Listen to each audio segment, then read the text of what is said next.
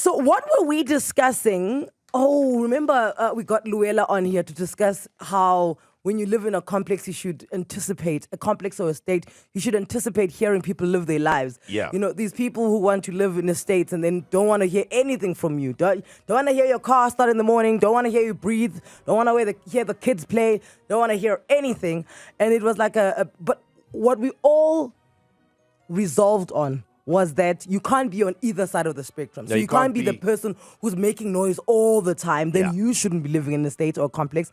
As well as if you don't want to hear anything from anyone at all times, then you also should not be living in an estate or a complex. But now we got, is this a voice note or it's, she sent us she's on the line. Oh, wonderful. So there we go.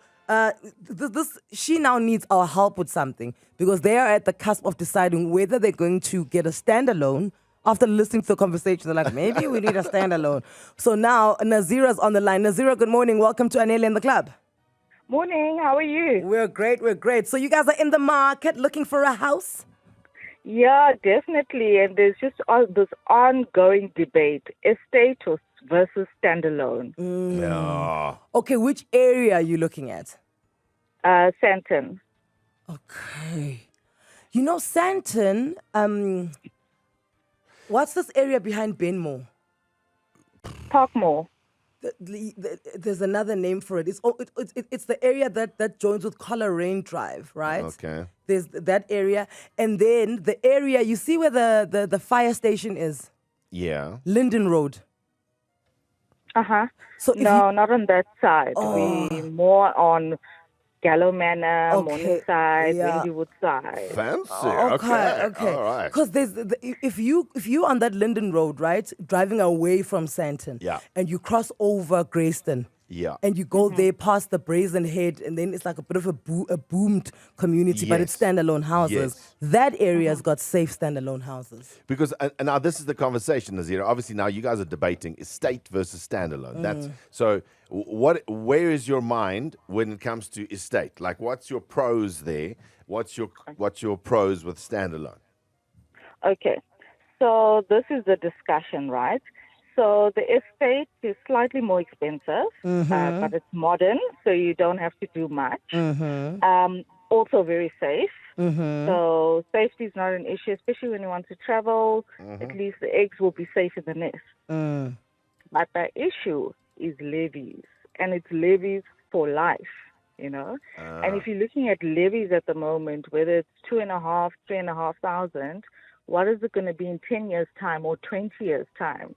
You know, so for me, I'm like, no, levies is not sustainable. When we are 60 and we want to relax, we must be paying 6,000, 7,000, 8,000 rand for something called levies over and above rates. I'm like, no. Yeah. And also, because the thing about, you know, what they'll always tell you about estate is that, yes, the levies is to, you know, uphold the look and the feel and to cut grass and, you know, to make it look pretty. But most of the times inside an estate, I live in an estate, but we still have to pay for our own garden service. We're still paying for the pool. You know, you're still paying for the upkeep of the house. So I'd understand if the levies counted all of that, but it actually doesn't. So you're paying estate levies and you're paying your own house levies. Yeah, because the estate levies, often the majority of it probably goes to if you've got armed security. Yeah. That's probably where the majority of those So levies safety. go to. But then, if you're buying a standalone, you got to invest in your own security. Your own electric fence, your own alarm system, your own response system. Exactly. Your burglar bars. Costs money. And even with all of that, there could still be a breach, Nazira. Yeah, but then what I thought about, so my pros on the standalone are as follows, right? Yes, you do need to have your security, but over and above that, we're deciding, okay, it has to be a boomed off or a gated community, so it has that added security. But then the houses are a bit cheaper, the land size is better, so you get more bang for your buck. You have a garden. And then, yeah, you have a garden. If you want to do other things, like have we not learned anything from COVID? We can have an outbuilding. If we need more money, you can have a home office. So the opportunities on a standalone are much better than an estate. Don't you find that there'd be more community in an estate, though? Uh-huh. Yeah, definitely more community, and that was one of the pros of the estate, because we've got one child and like, okay, there's people to play around with, so yeah, hence the debate ensues. Okay, 011-8838-947, Johannesburg. Let's do what we do best. All hands on deck. Nazira Muamba is looking to buy a home, and clearly this is the home for keeps, eh? Because you hear she's already speaking retirement in our 60s and all of that. What are the pros and cons? And I want people who live in standalones to come up here and give us the pros and cons of a standalone as they live in them. Then I want people in an estate as well to come on board and say, hey, this is our lives. This is why we like it, but also this is why we don't like it. Because don't act like where you live is 100% perfect. And same goes for the Boomdorf communities, because there's also pros and cons there. I actually want to hear more about the Boomdorf communities. Yeah. As to what the pros and cons are on that side. 011-8838-947. Come up for the one that you want to stand up for. Send us voice note 084-0000-947. Include how much you're paying for levies. Because remember we had the conversation around levies and we were shocked. People are paying 15,000 rand for levies. Yeah, levies can get crazy. What? Crazy. That's an entire house. Crazy. So But what do you mean? everyone goes through this conversation. So, I mean, everyone has this conversation. I'd like to hear how you guys figured it out for yourself. Send us voice notes as well, 084-0000-947.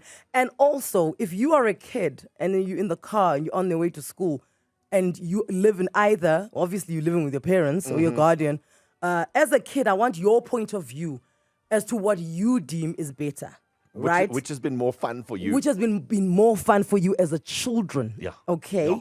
Which one stands out? Maybe if you live in an estate and then you go visit your friend who lives in a standalone and you guys are riding ponies in the backyard. These are the things that we want to know. Or maybe you live in a standalone and when you go visit your friend in the estate, you're like, they have a clubhouse and they serve nuggets and chips at the clubhouse. Tembekile, for you, estate or standalone? I'm always estate. Why?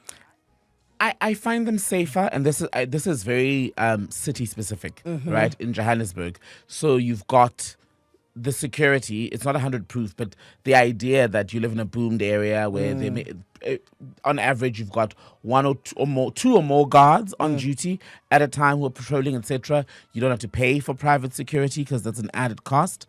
So I'm definitely leaning towards estate. Basically, all you're saying is estate because I can't fight. Listen, no one will hear me scream in a standalone. This is another thing, right? This is why I was stressing the whole community thing. Because there's something about an estate where, and I mean, Tembekile, this has happened in your estate, where someone says, that the lady who lives at number 77, Has anyone seen her? No one's seen her. She usually jogs at this time. Why? I haven't seen her jogging in 2 days, So there's just always, even if you guys are not close or you're friends, but there's just always somebody who's watching out for you, right? Do you know what it is, right? And this is not the fault of the houses, but the walls were standalone housing. We've shut off so much that you don't even know if Anele is home. You don't know how many people stay there. You see people driving in and out. But in an estate, everyone has line of sight in a way. And you're able to have certain comforts, checks and balances, if you will. Also because I find that with complexes and estates, there's more of people living alone. Yes. Whereas in a standalone, the chances are very slim of somebody living alone in a standalone. No, correct. As a director of a security company, I can tell you now that there are criminals that move into a state with no furniture and then they move out a couple of weeks later with trucks full of furniture. I am pro standalone. More space. I've been staying in a standalone house for almost 2 years now. Never met my neighbors. I haven't spoken to them. Not in a WhatsApp group. So, yeah, that's the downside. I am living in an estate, and I would recommend that over and above a standalone. I have 2 kids, but my hubby travels quite frequently for work, and just from a safety aspect, it's much more better. Yeah. It's the safety thing. I think that's the first thing that makes estate living, more attractive. But having said that, I have friends who live in standalones and they have amazing communities in that little street of theirs. Everyone knows everyone and it's very safe. Is it a cul-de-sac, guys? No, it's not a cul-de-sac. I just want a house on a cul-de-sac, bro. You just want a wisteria lane. Just in my life, I just want a house on the cul-de-sac. And we just all hang out and then on Sundays we just... sonke, we just convene in that circle. Do you know what I think has closed that gap, right? That was happening in standalone communities. These WhatsApp groups where people participate. So you get to make connections because then you start to know people. Maybe from what was a security group, you then form those friendships where you can say, hey, listen, I'm going to Durban for 2 weeks. Can you just look at my house? Just check. If you're not a person for rules, then definitely standalone is yours. Tracy, good morning. Welcome to Anel in the Club. Good morning, guys. How are you? We are great. You are the perfect person to speak to us because you have had both livings here. Definitely. So I used to stay in Greenstone. It was an estate. Oh, my God, the levies. How much are we looking at? I think I was paying 4.5 on levies total. That is excluding rates and taxes because you still need to pay your rates and taxes and you still need to pay your electricity. And then I think 2 years in, there was a special levy put in. Special levy? And yes. Painting. So that came up and you cannot reject it. It's a special levy. It's there. It's voted in and you have to pay it. So I lost a lot of money because with that special levy, when I sold, I think the person who bought the house, they needed to take over that special levy from me because it was a 5-year payback on that special levy. So I went standalone and I am so happy because I think I've got more land now. I think I was on 500 in Greenstone. I'm on 2,000 this side. Damn. Yeah, so the garden is amazing. I pay my gardener $350. There's a separate person for the pool, definitely. And then there's a separate security. I pay around $650 for that. They are amazing. They are always on the road patrolling. And we've got a little group in the community where everybody's checking, everybody's talking to each other. If you see something suspicious, you post in the group. So I think I'm much more happier this side. I think I'm saving about 3.5 in total if I'm counting, obviously, inflation and the increase. But I'll definitely go with standalone. And just, you say I'm much happier here. You were in Greenstone, now you are where? I'm in Beverly Gardens, so it's between Bryanston and Fendale. It's a little... Yes, I see it. And babe, when you say you pay your gardener $350, that's per time he comes to you or per month? Per time he comes. So he comes every Saturday. And you had us stressed. Girl, you had us stressed. I was going to be like... No, I don't think I would get anyone for that rate. I was just like, you are running a sweatshop, stop it. Okay. No, you drive a good point. And Beverly Gardens does have and you know, it's got the trees. It's a very the leafy. trees are beautiful. It's a very leafy. Yeah, carry on. I think also because the houses are a little bit older. I think it's old houses, so the rooms are big. You know, you'll definitely buy it old. So I had to do a little bit of renovation. That's the downside of it, that you're not going to get anything modern. In Greenstone, everything was modern. I won't lie. It was beautiful. But if you're buying a standalone house, there are modern houses. But I think I went for an older house, had to redo a lot of things. But I think I'm happy. My daughter has like a huge garden. You can do parties, a lot of things. You can host. So yeah, I think I'll definitely go standalone. Go boom gate if you want a little bit of security, or just check if the community has a little bit of a WhatsApp group or anything. Then yeah, definitely. Love it. There we go. Standalones are up, guys. As it stands right now.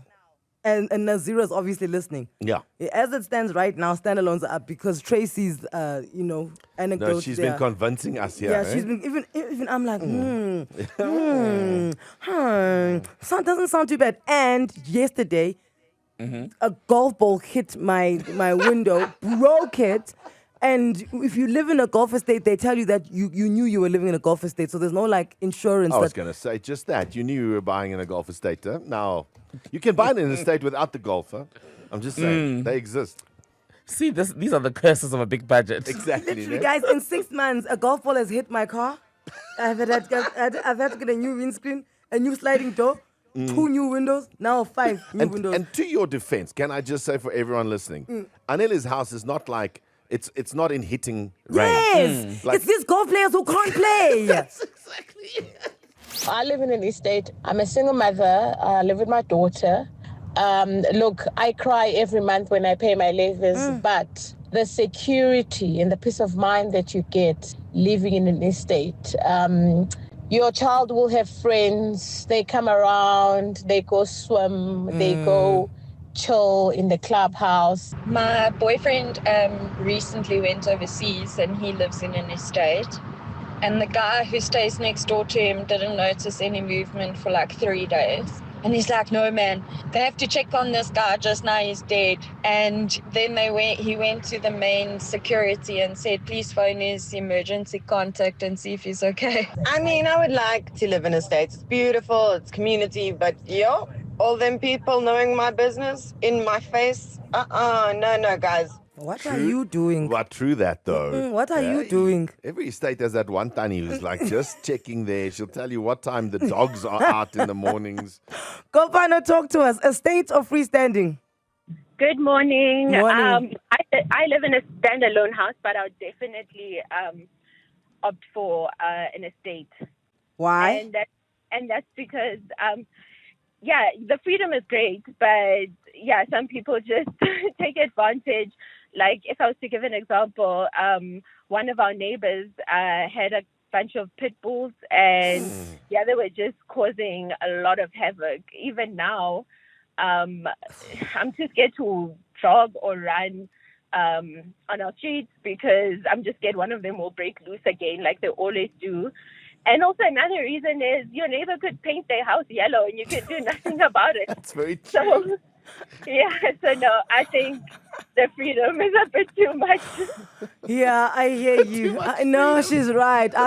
We once had a neighbor in Petersburg, now known as Polokwane, who painted his house orange and purple. Yeah, and then that's it. And I was just like, but even you have to live there. And also, the guys have parties there till 2 a.m. It's their house. It's their house. You can't say anything. Candace, wrap it up for us. Estate living, or are we going for standalone? Hey, Anila and the club. It's standalone all the way. Which area are you in? Well, I'm in Kibble Park in the south, and I'm a proud homeowner of 7 years already. Oh. And you make your home as safe as you want it to be. Yeah. We bought a fix-me-upper. We put in all the security measures. I've got a 10-meter pool that we enjoy peacefully, just us. And I've got a beautiful lapa where we can braai and just entertain and just have fun all the time, just the three of us. It's the best. Yeah, look, that is a very big pro because when it's like complexes, you can't like braai on your stoop.